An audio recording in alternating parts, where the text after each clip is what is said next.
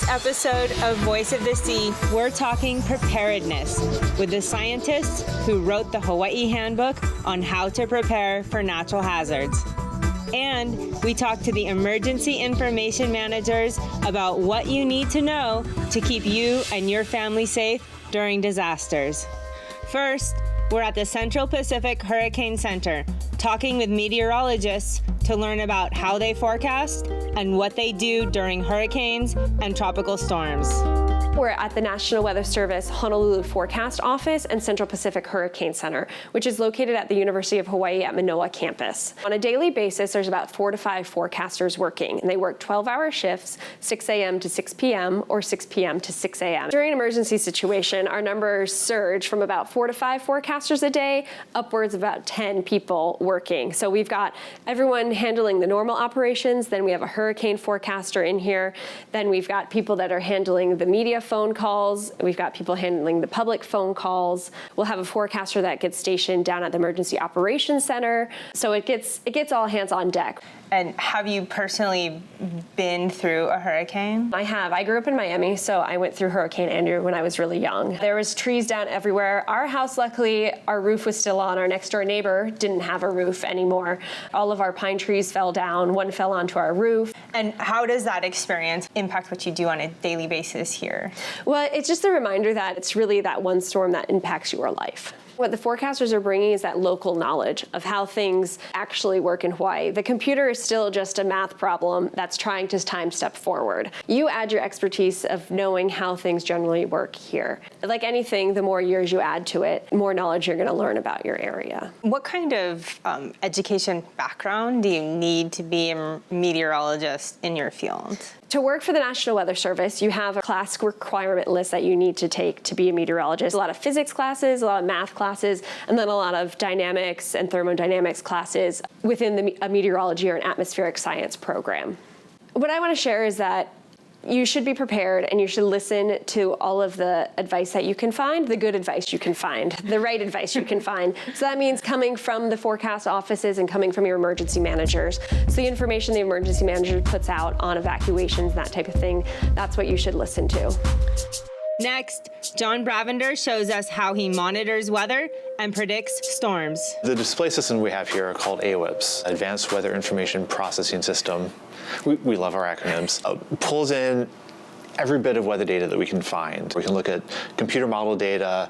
So we have satellite, radar, observations, whether from airports on land or ships at sea or aircraft flying through as well. We get that all in here.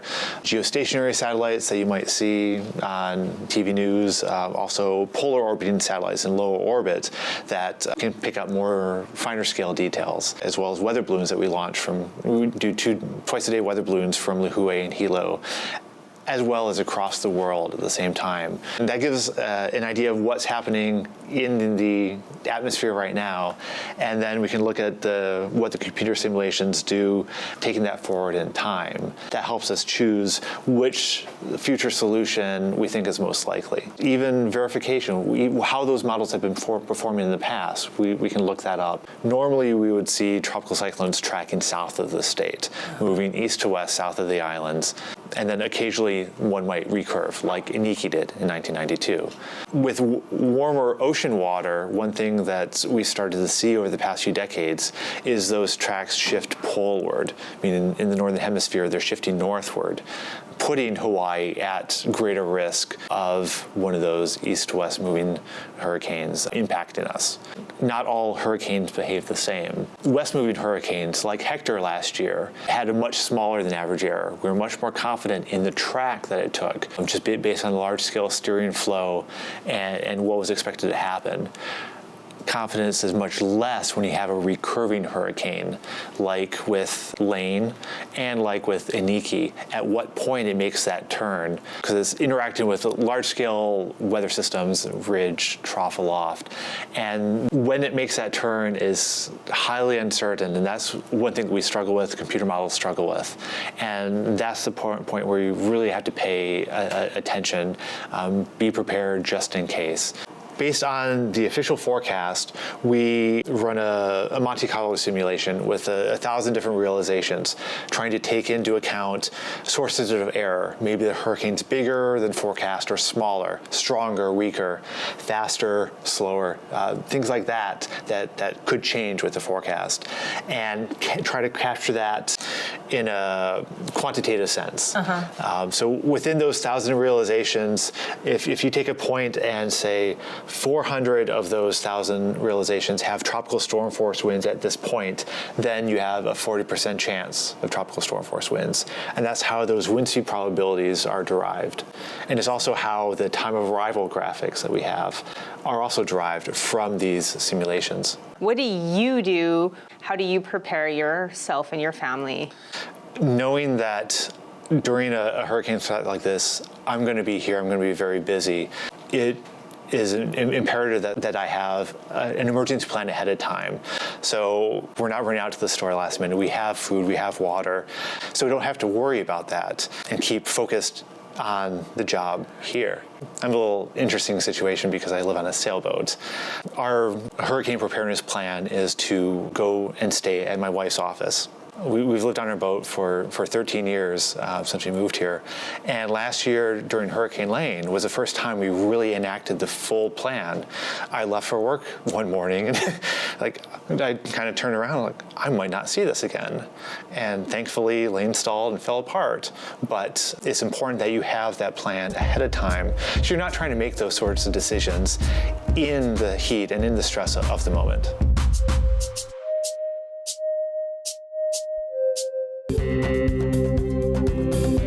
University of Hawaii's Sea Grant College program, focused on Hawaii's coasts and its communities through sustainable development, safe seafood supply, sustainable coastal tourism, hazard resilience, and healthy coastal ecosystems.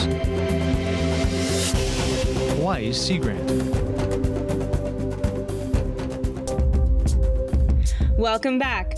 We're talking with John Cummings at the Department of Emergency Management in downtown Honolulu. John's role is to provide emergency information to the public in times of disaster. When we talk about disaster preparedness for our residents, you need to have a plan, build a kit, and be informed. A couple components are things like having an alternate gathering area if you can go back home, like a park or a building. Second one, which is really important to me, is having an off-island contact. And what that is everyone in your family carries a name and contact information for someone living outside of Hawaii. Something happens, like an earthquake, I can't get home, I call home, nobody's answering, the phone's down. Everyone in my family group calls off island and checks in. So I'll know within a few days where everybody is. If you have someone in your home who's elderly or they have special needs, special medical needs, you have to think about 14 days of being without those supplies. And that's your food, water, clothing, things for my dad's special dietary needs. If you have children, toys or games for them too. And pets. We have 3 cats and my friend's dog lives upstairs and downstairs, right? We have to plan for their care too, emergency food for them. Because they're your family too, right? Unfortunately, a lot of our homes are older. A lot of them were built before current hurricane standards, building codes, right? And they're at risk from winds, even from something as simple as a Category 1 hurricane, especially if they're on an exposed ridgeline, single wall home. My dad's house was built in March of 1941. I've had to plan for the fact that a house probably will not be there after a bad hurricane hit. Last year, first time ever, we had to exercise our evacuation plan, take him and his dog from his house, bring him to our home in Pauoa, shelter in place while I went to work. We had to do that twice, first time ever. You know, being in this business, I've had to think about these things along with my job, but it's something we all have to think about. You know, what's going to happen to where I live if we're impacted by hurricane, tsunami, or flood? Whatever planning you do for 14 days is good for any emergency that's going to impact us here. Having some shelf-stable, non-perishable foods that don't need cooking. Yes, that's kind of key too. For me, that's a lot of canned goods, energy bars, energy drinks are good to have. Hurricane season, going to hurricane season, I have a set of foods and things that come May, all the food from last hurricane season, we incorporate into our menu for this coming year. And then I go and replace them. My alkaline batteries, I replace those every 2 years. So you've got some supplies out here to show me today. Now you can buy commercial water like this. This is 14 gallons of water. This is 14 gallons of water. This is enough water for one person for 2 weeks now. And it's heavy. Water is very heavy. So if you have to run out to the store buy this, you got to lug it with you, right?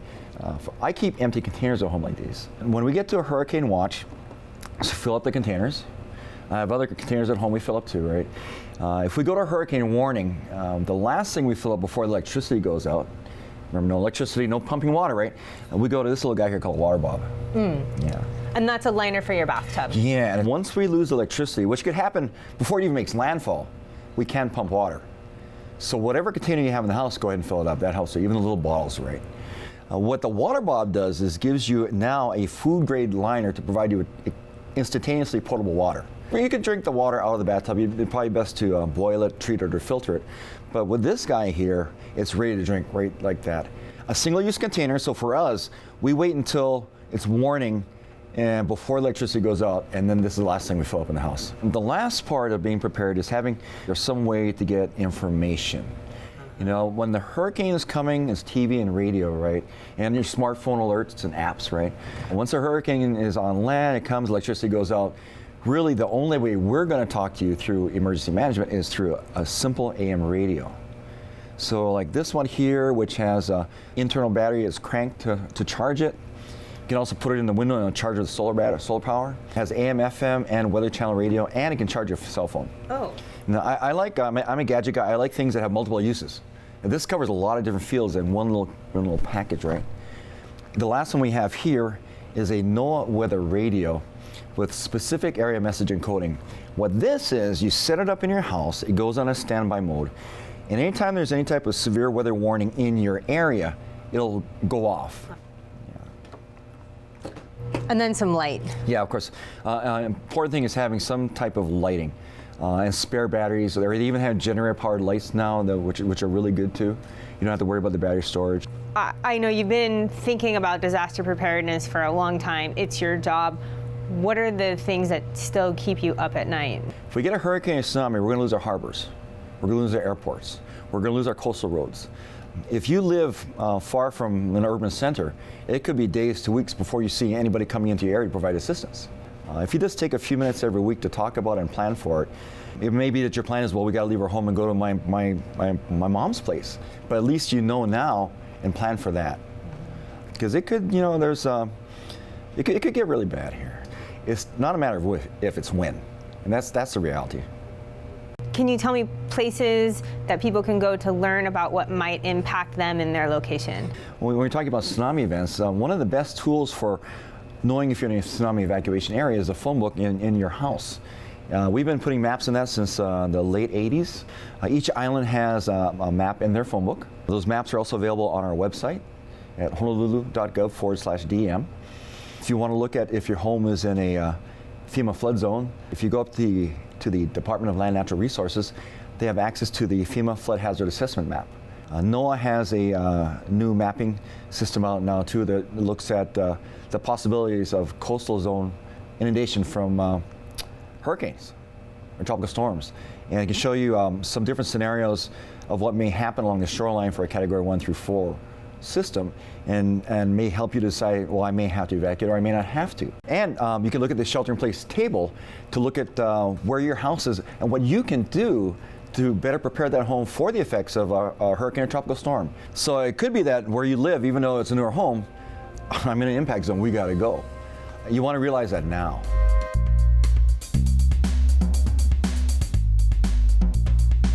We are looking for a few heroes, mentors, trailblazers, innovators, a passion to change lives, spark curiosity, open hearts, and awaken minds, help students answer the question, who am I?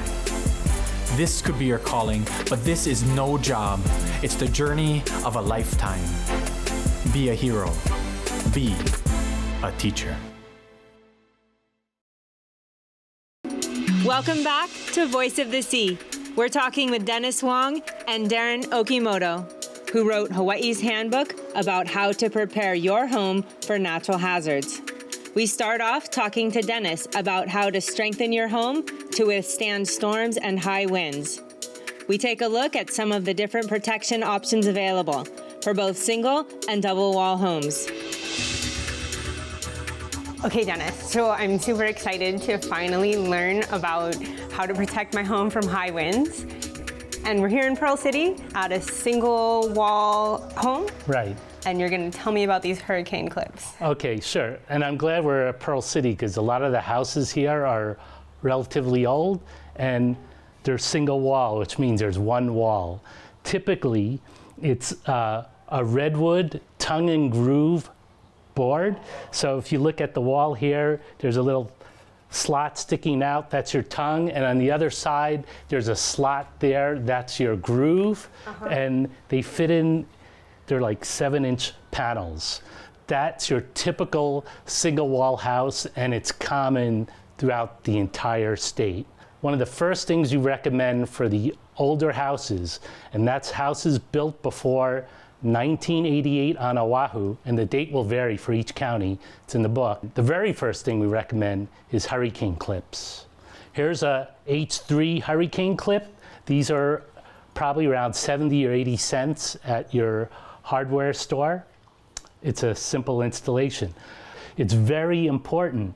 If you don't have this and there's a tropical storm wind or even a category 1 or 2, it'll lift your roof off, okay? So it's very important to fortify this roof-to-wall connection. In the Homeowners Handbook, there's a step-by-step guide on how to do it. I would say for this house, it took 2 Saturdays or 2 or 3 Saturdays to do. And the benefit is the house is stronger and we got discounts on hurricane insurance related to that. We're here at a double wall home. Right. So I wanted to show what a double wall house is, and I want to explain it from this model, which I call the mini house, and this house, okay? So here's the mini house, here's a simulated roof truss, and then on the roof truss sits on a double top plate. There's essentially 2 2x4s. Then there's the studs that go from the roof to the bottom of the house, and there's a sill plate. Okay, so this is your typical double wall house. What we want to do is to actually do a continuous load path connection, tying the roof to the wall and the wall all the way to the foundation. And in the new Homeowners Handbook and in our website, there's a demonstration project using structural screws to complete the load path. So here you see, here's the siding, okay, and you drilled a structural screw right through the siding. Everywhere you see the rafter coming out and 1.5 inch below, that's your connection for the first part, the double top plate to the truss. Gotcha. And then we're gonna make another connection for the stud to the base plate. But we plan to add maybe 100 to 200 structural screws into this house. It's gonna make it a lot stronger. Having the load path is one of the key things in survivability of a house, okay? We went to Rockport after Hurricane Harvey, Category 4 hurricane, with the FEMA Building Science Branch for a week. And we looked at houses, and on the same block, there were houses that were totally destroyed and some that had no damage at all. And the key things, they had a load path, a strong load path, and window protection and a strong envelope around their house. I see. So that's what we're trying to do in the handbook, showing people how to relatively simply add a load path and also to protect their windows and protect the envelope of their house. There's 12 different ways to protect your windows in the handbook. One of the cheapest ways is plywood, but it's heavy. There's this new material called polycarbonate, and they just started bringing it in Hawaii, just as strong as plywood, lightweight. For large or unusually shaped windows, there's hurricane fabric. And this works like netting at a driving range, catches the golf balls, same thing. It catches the windborne debris before it impacts your window. Probably the most expensive, but it's a great investment if you consider that it adds value to your house, is impact-resistant glass. This is impact-resistant glass. This is what they put in Florida under the Florida building codes. It passed a large missile test, 9-pound, 2x4, going at 34 miles per hour. And then after the impact, they also send it through pressure inward and positive and negative tests where they simulate the different wind directions of a hurricane. No masking tape, no opening windows, which is essentially opening up the envelope around your house.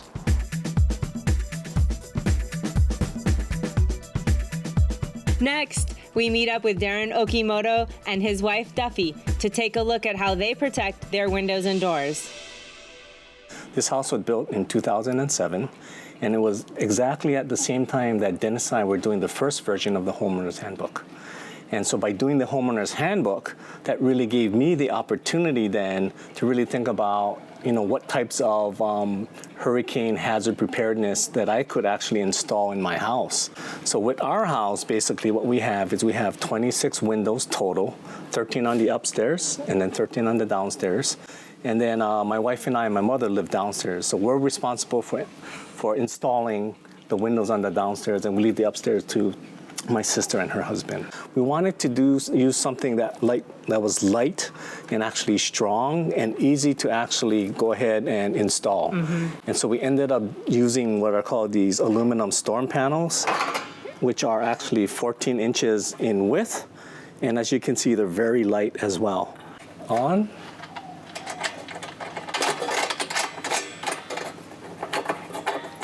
Just ratchet and tighten up the bolts like that. So how long does it take you to deploy all of your 14 windows? with Duffy and my mother helping, it takes us about 2 hours to deploy all of the windows downstairs. And how many times do you think you've deployed them since you've lived here? Last year, right, when we had a very active hurricane storm season, we actually ended up deploying them 3 times. In total, everything cost $27,000 to protect the entire house, all of the windows and the doors. So a significant investment. It was a significant investment, but definitely worth it.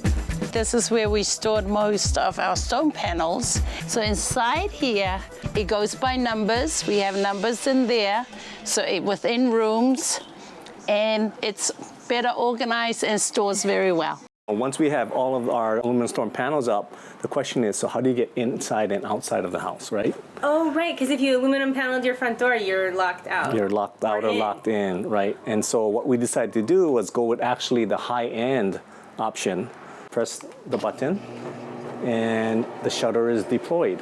Well, this one actually has a manual winch as well on the inside. If the power does go out, we're able to actually raise and lower this manually. And so what we have here is I've already went ahead and installed a hurricane garage door brace, and it's actually this whole strip of aluminum from the base of the floor where it's screwed in all the way to the top of the garage door.